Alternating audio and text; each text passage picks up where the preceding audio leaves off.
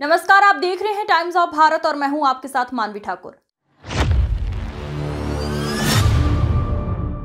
भिंड के अटेर विधायक एवं विधानसभा में उपनेता प्रतिपक्ष हेमंत कटारे ने प्रेस कॉन्फ्रेंस के माध्यम से ग्वालियर इटावा नेशनल हाईवे 719 पर प्रतिदिन हो रहे हादसों में जान गंवाने वाले लोगों का मुद्दा उठाते हुए कहा, भिंड दतिया की बीजेपी सांसद राय केंद्रीय सड़क एवं परिवहन मंत्री नितिन गडकरी के साथ फोटो खिंचवाकर सोशल मीडिया पर बीते 5 सालों से पोस्ट करने में लगी हुई है, जबकि हाईवे की समस्या का हल आज तक नहीं हो सका है।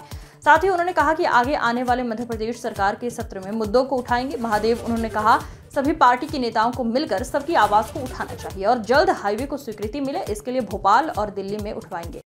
सभी पत्रकार साथियों को मैं पहले प्रणाम करता हूँ। नए वर्ष की मकर संक्रांति की भी शुभकामनाएं और आप सब लोगों की जिस प्रकार से सहयोग कृपा एक चौथे स्तंभ के रूप में जो भूमिका आप लोग निभा रहे हैं ना, उसको भी प्रणाम करते हुए सिर्फ 2 बातें कहना चाहूंगा। अभी भिंड जिले में मेरे को लगता है भिंड जिले का कह लें या इधर संभाग का कह लें, जो सबसे बड़ा विषय है जिसपे पूरी राजनीति हो रही है वो है हमारा ग्वालियर से भिंड होकर जो इटावा हाईवे जाता है। यह विषय सबसे महत्वपूर्ण विषय है। क्यों महत्वपूर्ण है?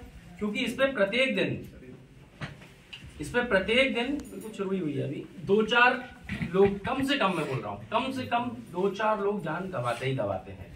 और कई बार तो ऐसी दुर्घटनाएं हो जाती है बहुत बड़ी बड़ी, जिसमें कि आप ये मान लीजिए कि मतलब ऐसी दर्दनाक घटनाएं होती हैं कि किसी की मृत्यु तो हुई, लेकिन उसको जो है उसके चिथड़े उड़ा दिए, जो है डंपर लेके चला गया, किलोमीटर दूर तक घसीटते चले गए और उसको कोई सहायता नहीं मिली, वो ऐसे में तड़प रहा है।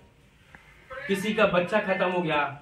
इस प्रकार की दर्दनाक घटनाएं होती हैं जिससे थोड़ा सा मन और दिल विचलित भी होता है। और दुखद ये है कि उस हाईवे पे कोई वास्तविकता काम तो नहीं हो रहा, लेकिन जो यहाँ के नेता है भाजपा के, चाहे यहाँ के विधायक हो, पूर्व विधायक हो, सांसद हो, पूर्व सांसद हो या मंत्री हो, वो लोग मौत की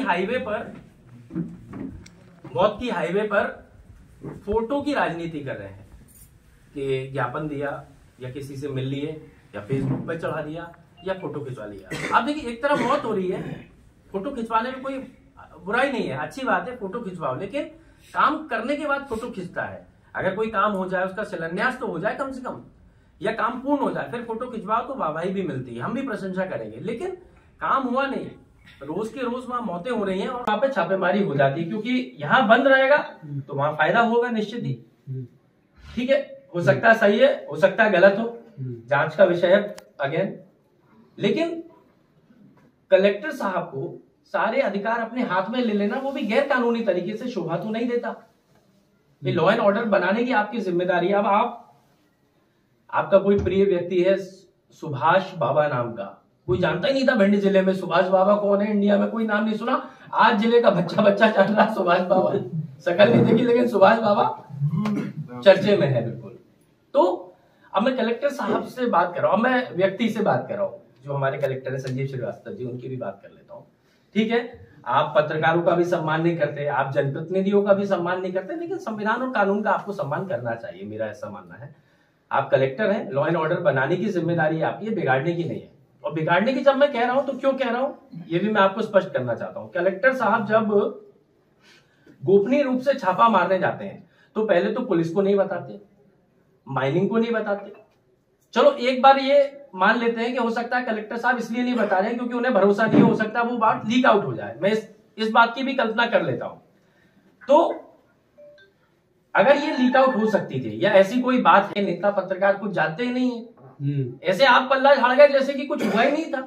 जबकि सुभाष बाबा कलेक्टर के नाम से वसूली कर रहा है, पूरे जिले को जमा लो, इसमें कोई छुपी बात नहीं है।